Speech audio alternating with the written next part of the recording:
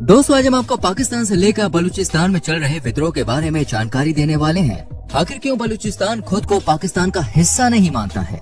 क्यों चीनी सरकार पाकिस्तान को अपने कब्जे में लेना चाहती है?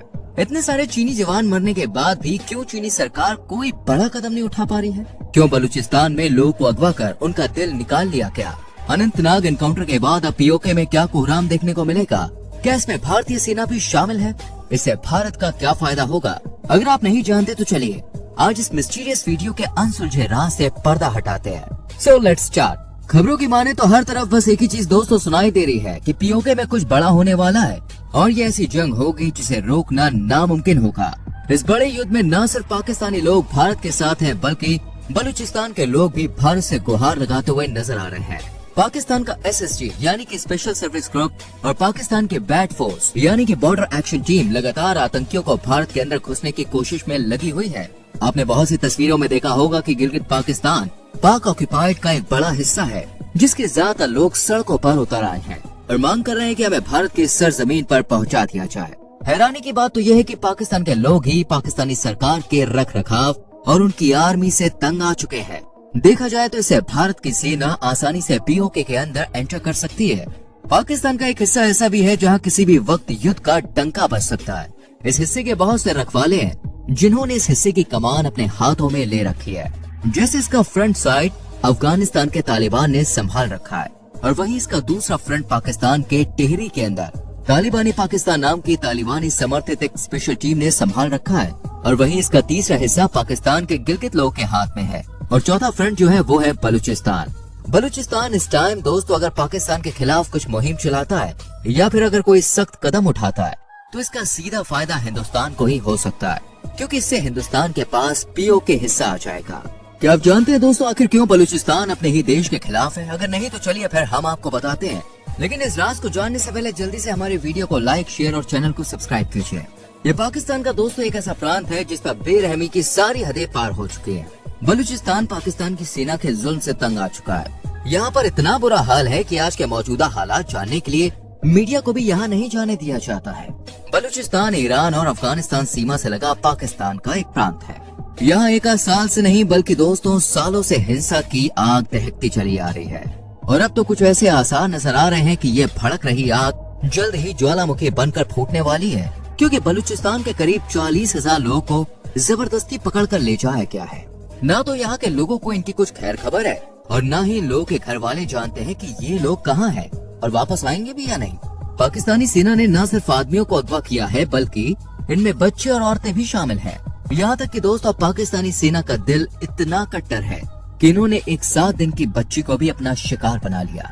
इन सबको ले जाने का मकसद है ऑर्गन हार्वेस्टिंग को बढ़ावा देना, यानी लोग के ऑर्गन जैसे दिल वगैरह निकाल कर उनसे प्रॉफिट कमाना, जो कि देश के लिए वाकई बहुत ही शर्मनाक बात है।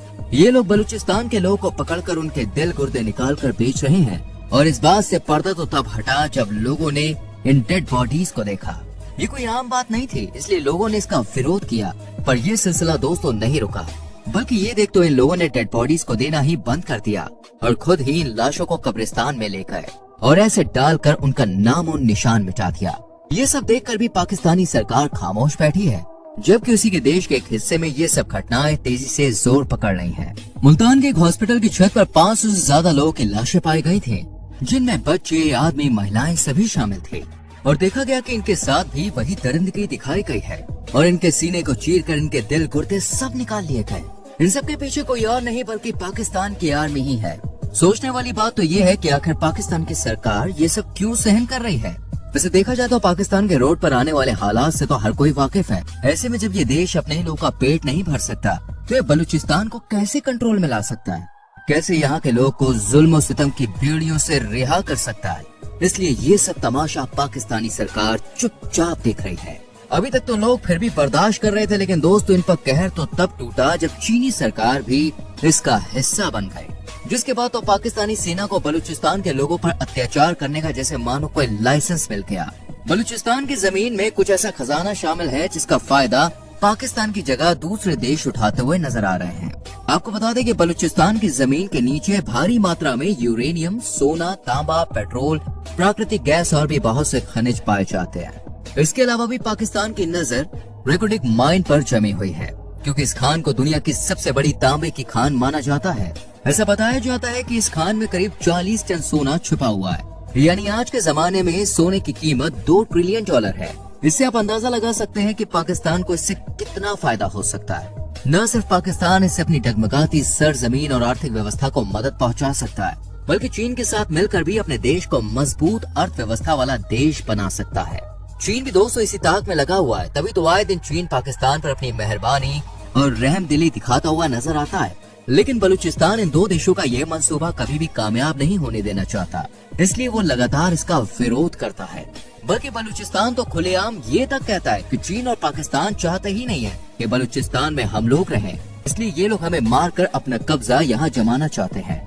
और इसकी सबसे बड़ी वजह है चीन का सीपैक प्रोजेक्ट। अभी क्या है इसका आपको पता आगे लगेगा।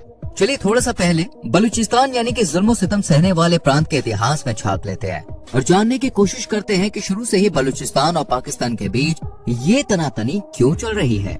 असल बात दोस्तों ये है कि बलूचिस्तान के निवासी खुद को पाकिस्तान का हिस्सा नहीं मानते हैं और न ही कभी मानते थे। उन लोगों का कहना है कि जब कभी भारत देश आजाद हुआ तो जिन्ना ने धोखे से बलूचिस्तान को अपने अंडर में ले लिया था, जबकि ब्रिटिश राज के समझौते के मुताबिक बलूचिस्तान को पाकिस्तान से अलग कर दिया गया था। लेकिन फिर भी पाकिस्तान ने बलूचिस्तान को अपना गुलाम बनाए रखा। इसलिए दोस्तों यहाँ के लोग पाकिस्तान के खिलाफ रहते हैं और सालों से अपनी आजादी के लिए आवाज उठाते हुए नजर आ रहे हैं। और यहाँ के मिशन आर्मी जिसका नाम BLA है, वो भी बलूचिस्तान की आजादी के लिए डट कर पाकिस्तान और अपने दुश्मनों का सामना कर रही है। ये न सिर्फ पाकिस्तान के खिलाफ है, बल्कि इनका निशाना चीनी लोगों पर भी है। कुछ समय पहले BLA ने 23 चीनी लोग की हत्या भी कर दी थी और लगातार बलूचिस्तान के लोग चीनियों को मौत के घाट उतार रहे हैं। इन सब के बावजूद भी चीनी सरकार मुंह पर उंगली रख के बैठी है। क्या आप जानते हैं क्यों? क्योंकि बलूचिस्तान के समुद्री किनारों पर मौजूद ग्वादार बंदरगाह के जरिए वो चीन पाकिस्तान इकोनॉमिक कॉरिडोर यानी कि सीपैक बना रहा है। इस कॉरिडोर के जरिए चीन की पूरी कोशिश है कि वो ग्वादार बंदरगाह की मदद से अपने प्रोडक्ट्स को दूसरे देशों में एक्सपोर्ट कर सके और साथ ही जो मिडिल ईस्ट देशों से इस एनर्जी प्रोवाइड कराई जाती है वो भी ये इसी सेफ रास्ते से अपने देश में इम्पोर्ट कर सके। इसलिए चीन अपने शिनचैन से ग्वादार पोर्ट तक एक ऐसा हाईवे रास्ता तैयार कर रहा है जिससे वो दूसरे देशों के साथ इस रास्ते के जरिए लेन देन कर सके। आज तक दोस्तों चीन की 80% एनर्जी जो इम्पोर्ट होती थी उसके लिए हिंद महासागर की मदद ली जाती थी। अब ऐसे में चीन को ये डर सता रहा है कि अगर भविष्य में भारत और चीन के बीच युद्ध का आगाज हो जाता है तो सबसे पहले भारत हिंद महासागर को ही अपना निशाना बनाएगा ताकि चीन को इम्पोर्ट एक्सपोर्ट करने में परेशानी आए। इसी खौफ के चलते चीन बलूचिस्तान के इस ग्वादार बंदरगाह को खास अहम मान रहा है। क्या चीनी और पाकिस्तानी सरकार इतनी आसानी से बलूचिस्तानी लोगों को आजाद होने देंगी? कमेंट सेक्शन में लिख कर जरूर बताएं। अगर आपको वीडियो अच्छी लगी हो तो वीडियो को लाइक करके शेयर कीजिए और हमारे चैनल पर नए हैं तो सब्सक्राइब करके बेल आइकॉन प्रेस करें जिससे आने वाली वीडियोस आपसे मिस ना हो।